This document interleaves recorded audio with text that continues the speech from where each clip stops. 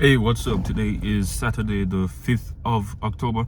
I have just completed my third progress check.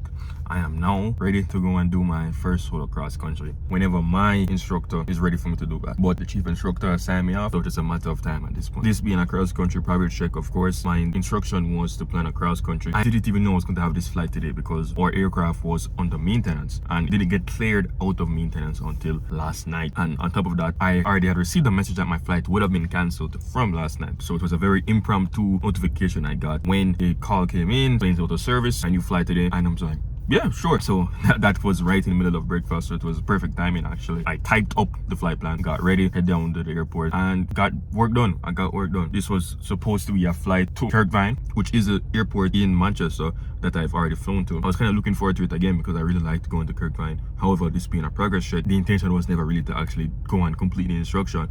It was about everything else going on in between. So when I did a departure briefing with the chief instructor, I'm like, okay, this is the area we're going to. It has a lot of terrain around it, and if the clouds are not at a certain level, then we're not even going to try and enter the area. So I made sure I had my personal limits and tolerance set out ahead of the entire flight, so I knew that, okay, as soon as variable A is out of standard, I'm going to turn around and head back. And today was a very interesting flight for all of this to take place because it was actually raining. It wasn't raining at the airport exactly. As we started to climb out, I noticed that, hey, it's a lot of rain hitting the windshield right now. And this was my first time flying in the rain. However, I knew that the visibility was good, and I knew that to the area we were going to, it was still good. However, personally, if it was just a flight with me and myself, I would have maybe waited it out to see how the weather turned out. But I'm still here, I'm alive, praise be to God. So it turned out well. En route to Kirkvine, remember that we fly past Burnham Field first, and then we would head over to Kirkvine. En route to Burnham Field, I should say, we noticed that there was a lot of rain already developed and then continuing to develop over in the Spanish Town area. It really developed later on in the flight when we were actually coming on our way back.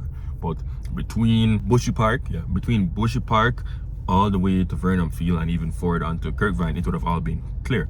However, at Vernon Field, that was when the chief instructor had cut the engine power and wanted me to simulate an emergency landing. And I had a very good idea in mind since I was already over the field. I would just needed to fly in orbits until I lost enough altitude. And it was a good idea, but I didn't execute it as well as I could have.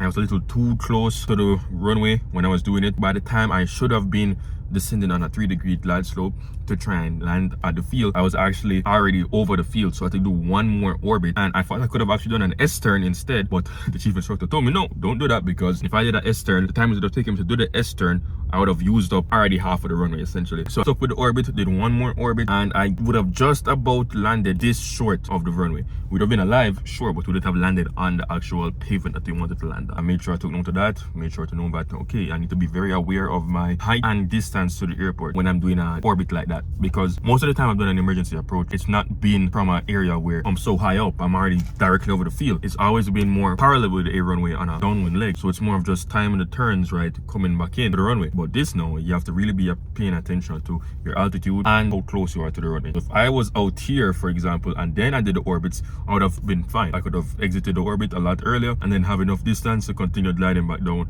and then touching down on the pavement.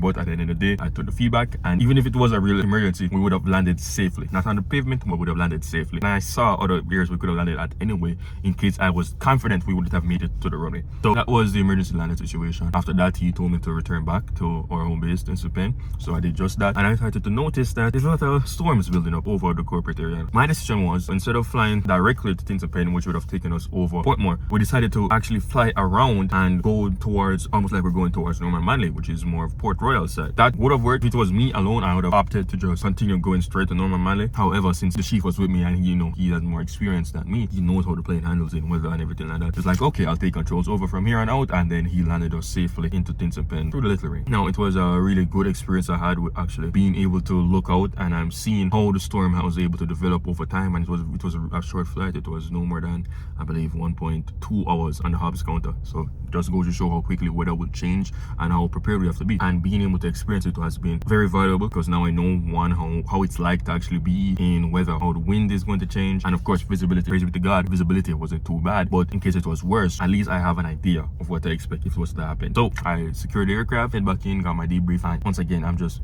so grateful to have been able to progress once more and that much closer to getting that private pilot license. And it's really been an amazing journey so far. It's I can't believe it's already, I believe 30, I should be 33 point something hours in now out of the minimum 40. So that just goes to show that, hey, it's gonna start picking up really quick. Another thing, I had a major improvement with my altitude control today. I have no issue at all with altitude control. However, that might just be because we're going on the south coast and not the north coast. So when I fly with my instructor again, the next time we try to go to Ken Jones, because we still haven't been able to go, hopefully I'll be able to maintain the altitude just as well as I've been able to on the south coast. But yeah, things are really looking up. Finish my third progress check. I think I only have one more, and that next progress check is going to be my mock check ride progress check. And if I'm able to pass that, well, I'm ready for my check ride. But thank you so much for watching this video. If you want to hear me talk more about becoming a pilot in Jamaica, becoming a pilot in general, subscribe to the channel, leave a like. If you have any feedback for me, please leave a comment, share your feedback, so you can help me to make better videos and I help you by making better videos. Other than that, my name has been Robert Watson. Remember to always be improving, and I'll see you again very soon. God bless. Yeah. I only tell you the truth. I ain't got nothing to lose. Yeah, I gave my life to God and I'm still ballin'. Ain't nobody that can tell me I ain't all in. Late at night I hear the devil steady calling me. That's when I pray to the Father that He give me strength to fight these monsters.